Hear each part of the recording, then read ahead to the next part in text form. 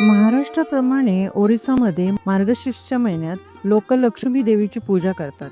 या महिन्यात दर गुरुवारी महिला वेगवेगळ्या नियमांचे आणि विधींचे पालन करून लक्ष्मी देवीची पूजा करतात. या दिवशी माता लक्ष्मी त्यांच्या भक्तांना भेटण्यासाठी भगवान जगन्नाथाच्या परवानगीने मंदिरातून बाहेर पडतात असे म्हटले जाते. आमच्या पीस विदिन चॅनल मध्ये आपले खूप खूप स्वागत. सहसा त्यांना समर्पित असलेल्या आणि नियमानुसार त्यांची पूजा करणाऱ्या कोणालाही भेटत असत. लक्ष्मी देवी एका खेड्यात गेल्या जिथे चंडाल बहुतेक बहिष्कृत समुदाय जे मृतदेहांची विल्हेवाट लावून उदरनिर्वाह करतात राहत होते. त्या स्त्रिया चंडालिनीच्या घरी गेल्या. त्या दिवशी स्त्रिया चंडालिनी लक्ष्मी देवीच्या पूजेसाठी उपवासाचे नियम पालन केले. ती खूप लवकर उठली होती आणि देवीच्या पूजेसाठी तिने संपूर्ण घर छान सजवून साफ केले होते. हे पाहून लक्ष्मी देवी खूप प्रसन्न झाली आणि तिने स्त्रिया चंडालिनीला अधिक समृद्धीचा आशीर्वाद दिला, ज्यामुळे तिच्या सर्व इच्छा पूर्ण झाल्या. त्यानंतर देवी लक्ष्मी मंदिरात परत जायला निघाल्या. दरम्यान भगवान जगन्नाथ आणि भगवान बलभद्र देखील सकाळी फिरायला बाहेर पडले होते. परत येताना त्यांनी लक्ष्मी देवीला चंडालाच्या घरातून येताना पाहिले. हे पाहून भगवान बलभद्र खूप अस्वस्थ झाले आणि आपल्या भावाशी अगदी तीव्रपणे बोलले, तुमची पत्नी लक्ष्मी देवी एक चंडालाच्या घरी गेल्या आहे. ते दूषित लोक आहेत आणि कोणत्याही नियमांचे पालन करत नाही. चंडालाच्या घरी गेल्यानंतर त्या आपल्या मंदिरात कशा प्रवेश करू शकतात? आपले मंदिर दूषित होईल. तुम्ही त्यांना निघून जाण्यास सांगावे. यावेळी लक्ष्मी देवीला माफ करावे असे सांगून भगवान जगन्नाथाने भगवान बलभद्रला शांत करण्याचा प्रयत्न केला आणि त्या पुन्हा असे करणार नाही असे सांगितले. पण त्यांना मंदिरात जाऊ देऊ नये या त्यांच्या निर्णयाची अंमलबजावणी करण्यावर भगवान बलभद्र ठाम होते. जर तुम्ही लक्ष्मी देवींना मंदिरात जाऊन दिले तर तुम्हाला मला सोडून द्यावे लागेल. मी मंदिराच्या बाहेर राहीन. भगवान जगन्नाथ आपल्या मोठ्या भावाच्या खूप अज्ञात असल्याने ते भगवान बलभद्र यांच्या आदेशाचे पालन करत होते. त्यांनी लक्ष्मी देवीला बोलावले आणि त्यांना सांगितले की भगवान बलभद्र यांच्या आदेशानुसार त्यांना आता मंदिरात प्रवेश करण्याची परवानगी नाही. भगवंताचे असे विधान ऐकून लक्ष्मी देवीला खूप आश्चर्य वाटले. लग्नाच्या वेळी भगवान जगन्नाथाने त्यांच्या वडिलांना वचन दिले होते की ते त्यांच्या पत्नीने केलेल्या 10 गुन्ह्यांना माफी देतील. शिवाय त्यांची भेट आक्षेपार्ह नव्हती, कारण मार्गशीर्ष महिन्याच्या प्रत्येक गुरुवारी त्या त्यांच्या भक्तांना आशीर्वाद देण्यासाठी गावात भेट देण्यासाठी बाहेर जाऊ शकता यावर सहमती झाली होती. तो दिवस त्यांच्यासाठी अपवादात्मक होता, तरीही त्यांना अन्यायकारक शिक्षा झाली. यामुळे लक्ष्मी देवीला खूप राग आला.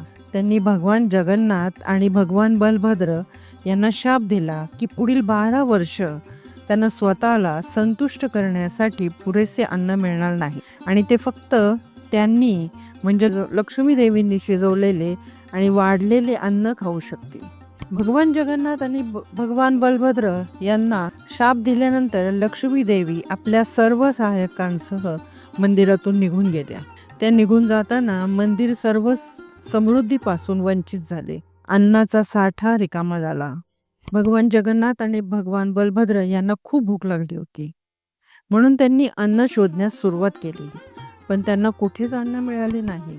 दरम्यान लक्ष्मी देवींच्या आदेशानुसार सूर्यदेवाने सूर्याची उष्णता वाढवली होती.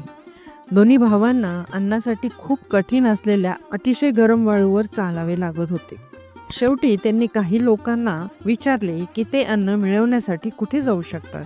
कुणीतरी त्यांना सांगितले की चंडालाच्या एका गावात एक अतिशय परोपकारी बाई राहत आहे, तिथे तुम्हाला अन्न मिळेल. भगवान जगन्नाथ आणि भगवान बलभद्र त्या घरी गेले आणि अन्न मागितले. त्या घरातील बाई त्यांना अन्न खाऊ घालण्यात तयार होती, परंतु भगवान बलभद्राला चंडालाने शिजवलेले अन्न खायचे नव्हते.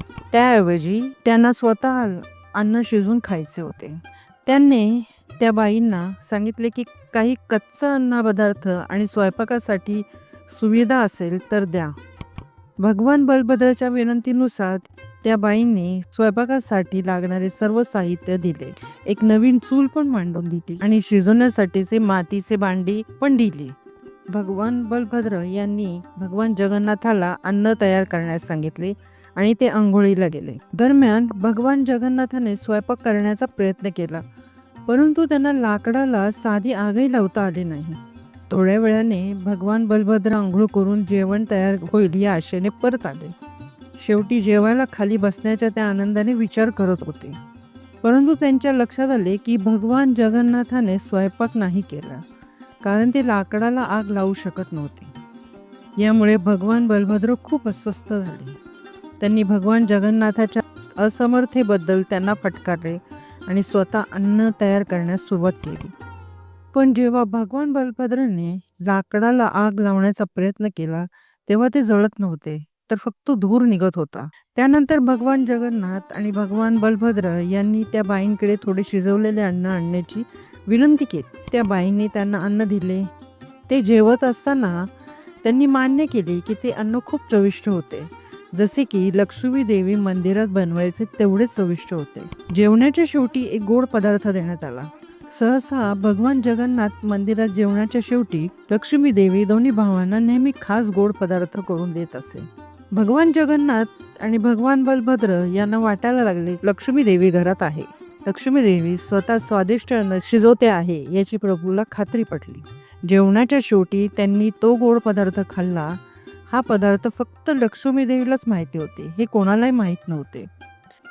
भगवान बलभद्राने भगवान जगन्नाथाला लक्ष्मी देवीकडे जाऊन त्यांची क्षमा मागण्याची आणि त्यांचा हात धरून त्यांना मंदिरात आणण्याची विनंती केली. त्यांनी भगवान जगन्नाथाला लक्ष्मी देवीला हे सांगण्यास सांगितले की त्यांना त्यांच्या भक्तांना भेटण्यासाठी मंदिरातून बाहेर पडण्यास कधीही नकार दिला जाणार नाही आणि त्यांना आवडेल तिकडे त्या जाऊ शकतात. भगवान जगन्नाथाने वचन दिले की जगन्नाथाच्या प्रसादाचा सन्मान करण्यासाठी खालच्या जातीचा आणि उच्च जातीचा भेद केला जाणार नाही. आजही जगन्नाथ मंदिरातील प्रसाद हा जात धर्माचा विचार न करता सर्वांना दिला जातो.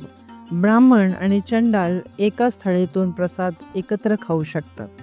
मित्रांनो, ही माहिती तुम्हाला कशी वाटली हे आम्हाला कमेंट करून नक्की सांगा. व्हिडिओला लाईक, शेअर आणि सबस्क्राईब करायला विसरू नका. धन्यवाद.